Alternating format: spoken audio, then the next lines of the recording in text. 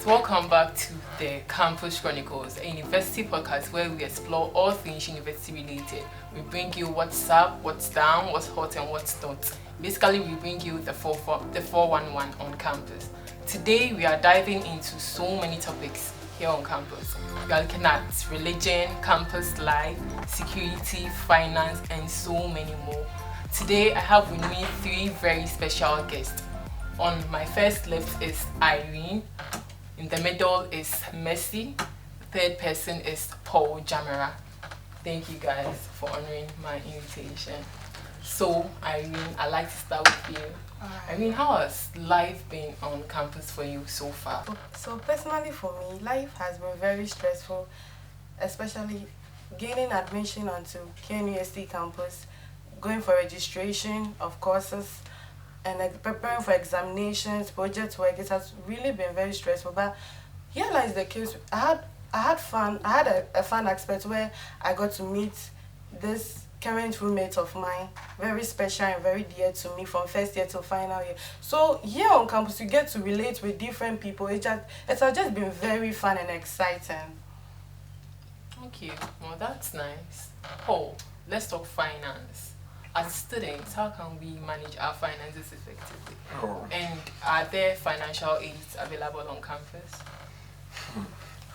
I remember coming home and then my mom sat me down at dawn around 4 o'clock a.m. and she was like, as you are going in, remember, and which literally translates to not all fingers are the same. And lo and behold, I came to first year and I made this huge mistake. In the end, I had to borrow to supply to fix this mistake. So when you come to campus, there are a lot of financial offers on campus. You can use your monies to act as capital and then engage in business activities like selling of red wine, perfumes, deodorant, and etc. Or you can apply for loans, student loan trust fund, apply for the KNUST, Kitwabiaranswa, the MasterCard Foundation Scholarship, and etc. They are all the avenues for you to explore once you're interested in them. Okay. So thank you. Mercy, you seem like you have a very active life, very active social life. So how do you manage your social life and your academic life?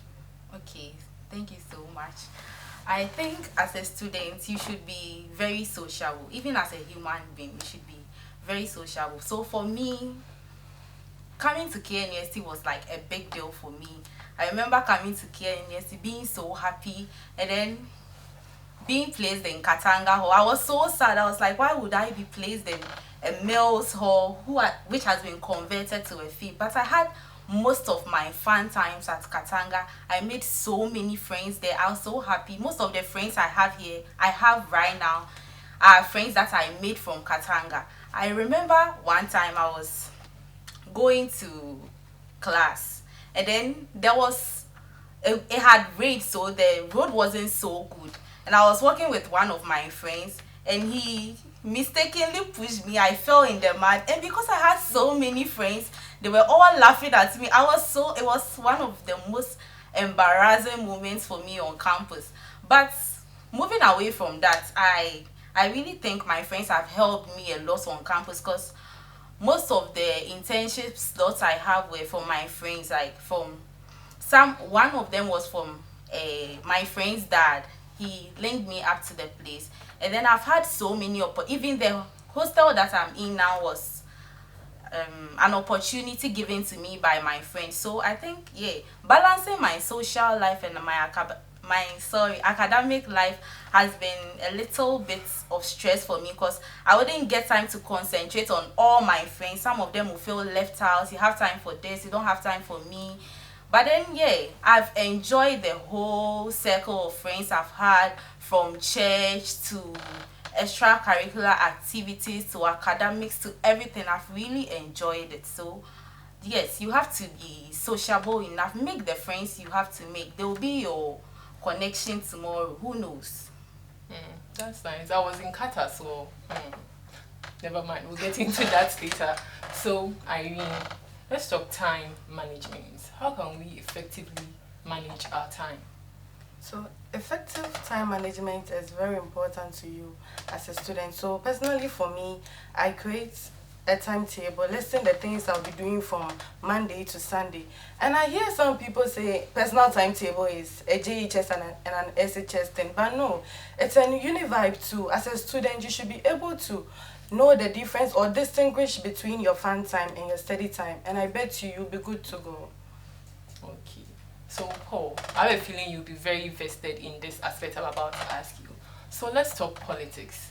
How is the political scope like here on campus? Politics is interesting. I mean, amazing.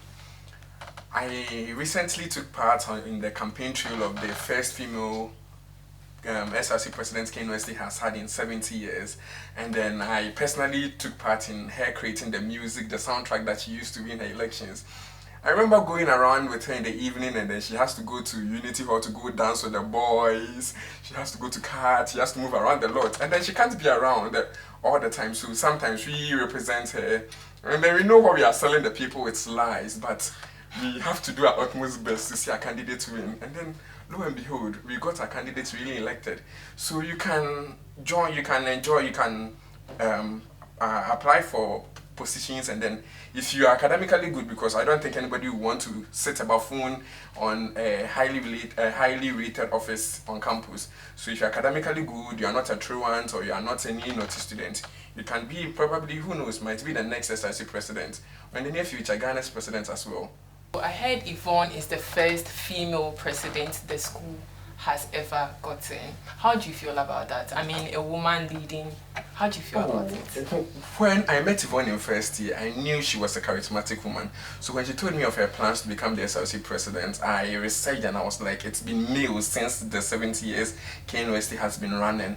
And so I told her that she should make sure that electing a female president is no longer considered a novelty, but a norm. So I think I'm very, very glad that we've had a woman president for the first time.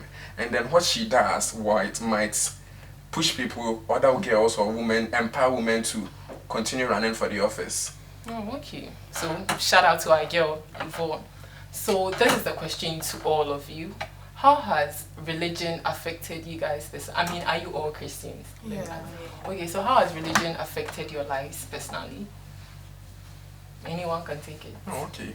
For me, as a Catholic, it's been interesting, it's been fun, from CYU to being a Knight of Marshall and etc. It's been interesting. And then there's also the Muslim, and then there's the monthly SEC chapel.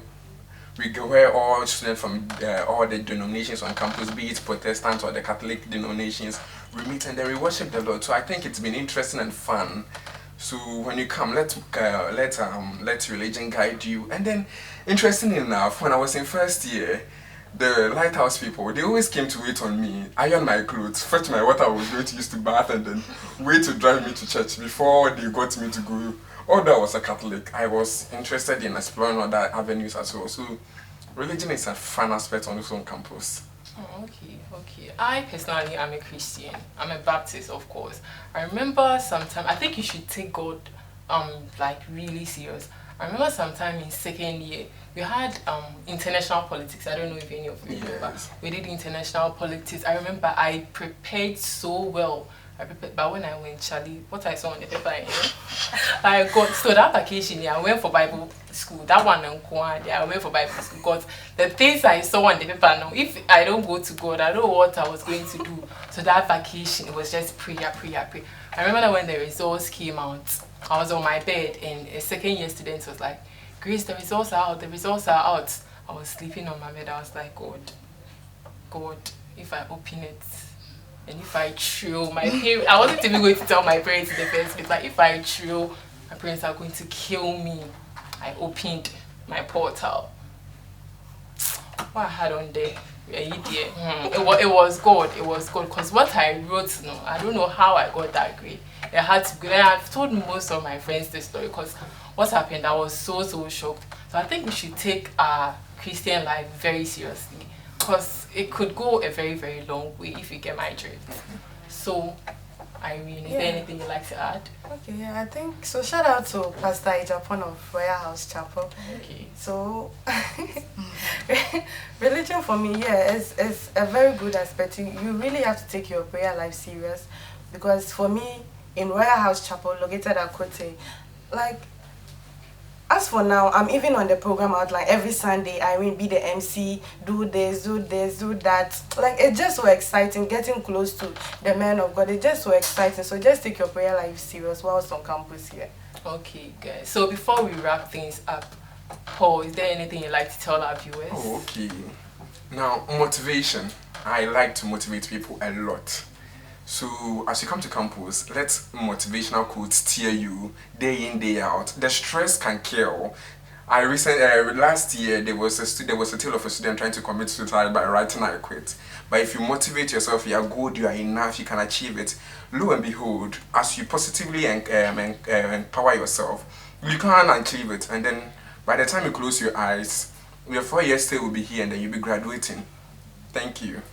Okay, so before, I'd also like to leave with this thought. Being in the university is very, very stressful. It's really stressful. But then with the right equipment, the right tools, I think it should be very easy. It should be very, very easy. So thank you guys. See you on the next episode of the Campus Chronicles. Bye. Bye.